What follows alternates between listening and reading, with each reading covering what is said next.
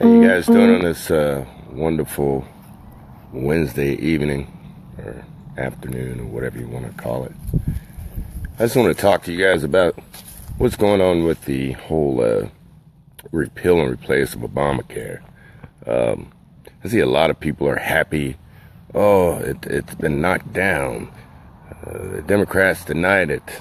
And a lot of conservatives are screaming that, oh man, we should have got that passed. Well, we need to understand that all these politicians are playing a game with us. It's a big old game. You know, it's no problem for them to hold up legislation or filibuster or even go to the federal government. That being said, like I've said once before, they don't care. It doesn't matter to them. And this goes out to a lot of Republicans and Democrats. They just don't care. Because they know that if they do the strangest things, whether they believe in it or not, and they stop it, they're more than likely to get reelected, which the only people who are hurt when that happens are the American people. And the reason why I say that, when I mention the healthcare bill, is the fact that, again, I say they don't use the healthcare that they decide that is good for us. Now, if we force them to use the same healthcare, maybe Republicans and Democrats would put a little more thought into how well it should work and how affordable it should be.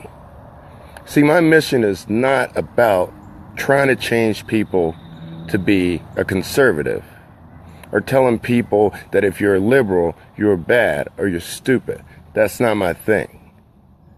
I don't wish to name call or anything like that. What I want to do is to inform you guys that you're being played like puppets.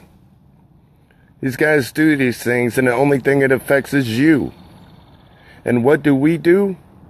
As puppets, we fight each other. We brag about, oh yeah, man, they blocked that bill. Oh wow, they passed that bill. It's all about the money, people. This is not conservative or liberal. It's rich and poor. And there's very few rich. I'm talking about the 3%, not the 97% of us are struggling every day trying to figure out how we're going to feed our families or pay our mortgage or make sure our kids get a good education. Because they don't care about that either. Because their kids don't go to public school. They can afford that education.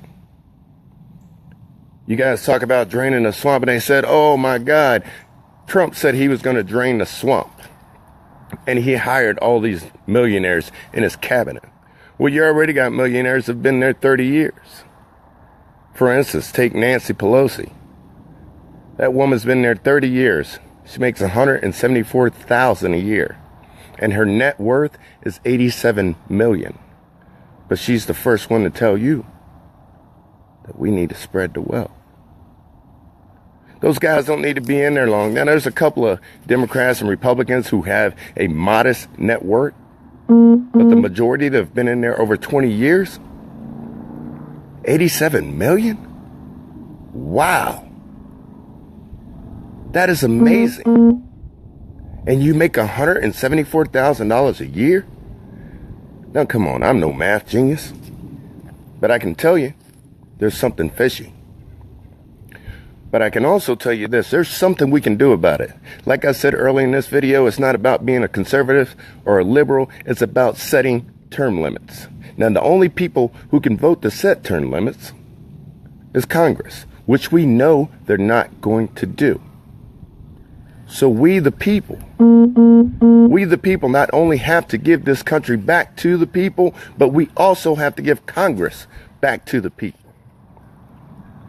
People who understand what it's like to work every day. People who understand what it's like to struggle to feed their kids. People who understand what it's like to worry about their children as they grow up. People who's worried about what neighborhood they live in and how safe it is in their country. Because those people in Congress don't. So I told people I had a plan. And I want to push this plan, and I want everybody on board. My website is up. They haven't tapped it yet.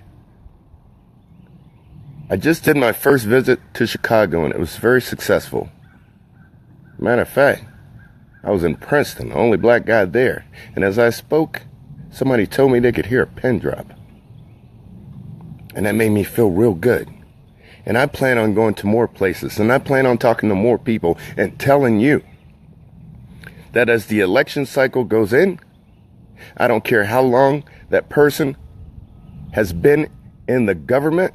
If they've been in there over 2 terms, which is 12 years in a sentence, and 6 terms, which is 12 years in the House, do not vote for them. I don't care if he's liberal, conservative, Democrat, Republican, or riding the line. Let's take this country back together. It takes all of us, or maybe just a few. I'm Deion Alexander, American First.